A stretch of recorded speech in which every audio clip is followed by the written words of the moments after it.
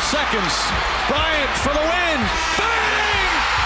A game without rules is like a house full of cranky 5-year-olds. Chaotic. To truly enjoy a sport, you have to know and understand the rules of the sport. Otherwise, you'll be left wondering why soccer players can kick the ball, but basketball players can't. If you're a basketball lover, you're probably already familiar with the rules like the 24-second shot clock and the rules of passing, but I bet you didn't know that sneaking a sixth player onto the court isn't illegal until the referee catches on. Technically, the sixth player can score field goals that will be counted. In today's video, we're going to discuss rules in the National Basketball Association that you didn't know about. We suggest you stick around till the end. You will definitely learn a thing or two about your favorite sports. Without further ado, let's get the ball rolling. But first, a simple reminder on how to enter our brand new giveaway. We are giving away either an iPhone X Max, the new iPad mini, or MacBook Pro. It's all your choice. So be sure to leave a like, comment the keyword, subscribe, and turn on notifications to enter the giveaway. It's really that simple. The disaster draft. This is one rule we hope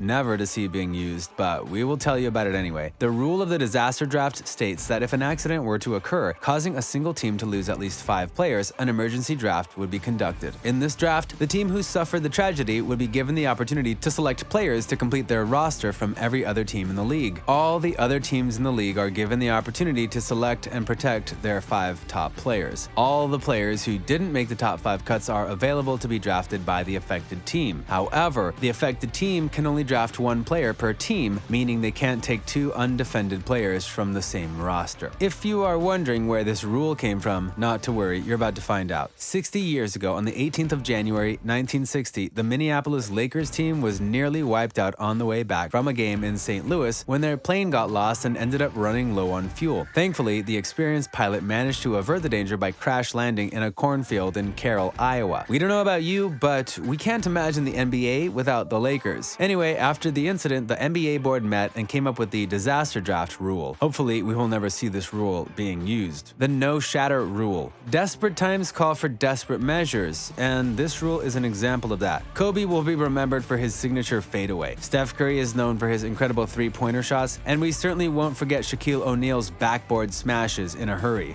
Backboard smashing refers to a situation where a player slam dunks the ball so hard that he ends up shattering the backboard. At first, this rarely happened, so it wasn't a major concern until the late 1970s when Daryl Dawkins shattered 2 backboards in a month in one season. In the early 1990s, Shaquille O'Neal surfaced and it became obvious that the available backboards were no match for the 7-foot 1-inch player. After Shaquille brought down the backboard twice, first during his rookie season with the Magic in 1993 and later against the New Jersey Jets, it became obvious that the NBA needed to do something. So, in response to this development, the NBA increased steel brace length and increased stability of the backboards used in games in order to prevent future backboard shattering events. A wise decision, right? You should know that the association did not stop there. They took things a step further and introduced a technical foul for backboard shattering. If a player breaks the backboard, even unintentionally, that player will be penalized. So this doesn't go without saying. Be careful, folks. If you have plans of ever playing pro basketball, don't break the backboard. Mandatory timeouts. If you already knew this, then you are indeed a basketball enthusiast. If you didn't already know, well, you're about to find out why you shouldn't get upset at a coach for calling a timeout at what you perceive to be a wrong time. Because honestly, he didn't really have much of a choice. This next NBA rule states that during regulation play, each team is entitled to 6 charged timeouts. Altogether, each team must use at least 4 of the 6 allotted timeouts and must save 1 timeout for the final quarter. If a team fails to save a timeout, the referee will call one nonetheless, and the erring team will receive a technical foul. The next time you're at a game and the coach calls a timeout, you can try explaining to the angry fan beside you that the coach is not to blame. The rules are the rules. 10 seconds rule. If you play basketball and have a coach that encourages you to take your time before taking a free throw shot, we strongly advise that you don't get used to that. Why? Because if you ever get to play in the NBA and you take your time with a free shot, you may end up getting penalized. The NBA rulebook states that a player has 10 seconds to shoot a free throw after receiving the ball from the official. If he takes more than 10 seconds, he is in violation of league rules. rules, and as such, the opponent gets possession. Ouch. One of the NBA players who has been called for violating this 10-second free throw rule is Dwight Howard. Dwight Howard actually violated this rule 3 times in one season. If we're being honest, that season just wasn't Dwight's season. He violated the rule for the 3rd time in the Orlando Magic's game against the Charlotte Bobcats, and shortly after, he earned his 18th technical foul of the season and eventually got suspended. Visiting team perks. In every basketball game, the visiting team is given the privilege of choosing whether to go towards the opposing bench in the first or second half of the game before the game commences. The visiting team uses this perk to their advantage by considering what point of the game the coach feels his players need to best hear his instructions before making the decision. More often than not, the road team chooses to go towards the opponent, so the visiting players can hear their coaches when it's crunch time. 1-0 per team. As far as the NBA goes, there aren't many rules concerning players' jersey numbers. If the number isn't taken or has been retired by the team in honor of a former player, then it's all good. Well, as long as you aren't looking to pick number 0 when the team already has a player using the 0 jersey. That's right, ladies and gentlemen. According to the NBA rules, 2 players on the same team can't both wear the number 0. Just in case you were thinking this scenario can be easily avoided if one player uses double zeros and the other player uses a single 0, you should know that that's also against the rules. Come rain, come shine, only one player can wear the 0 jersey, be it single or double. Logos are a big no-no. Of course, shoe brands are excluded from this rule, otherwise all the players in the NBA would be suspended by now. While the NBA stars are allowed to rock their Nike Hyperdunk X and sweet Adidas kicks on the court, it's completely against the rules for them to display any other logos. According to the rulebook, the only article bearing a commercial logo which can be worn by the players is their shoes. Once upon a time, NBA dress code rules were pretty lenient and players could wear just about anything from upside-down hairbands to black face masks to dark sunglasses and Supreme armbands. Sadly, those days are long gone, and now there are strict rules in place banning players from displaying any logos during games. As far as we know, this rule also applies to visible tattoos and/or etches shaved into a player's head. How do we know this rule applies to the players' heads? We're glad you asked. Well, one time, Iman Shumpert showed up to a game with the Adidas logo shaved into the back of his hair. The NBA wasted no time in telling him that his haircut was against the rules and that he had to fix it up real quick. How did Shumpert fix it up? He went away and shaved the logo off. So the next day, he was spotting a bald triangle spot instead of the logo. It turns out that when the NBA says no logos, they mean no logos.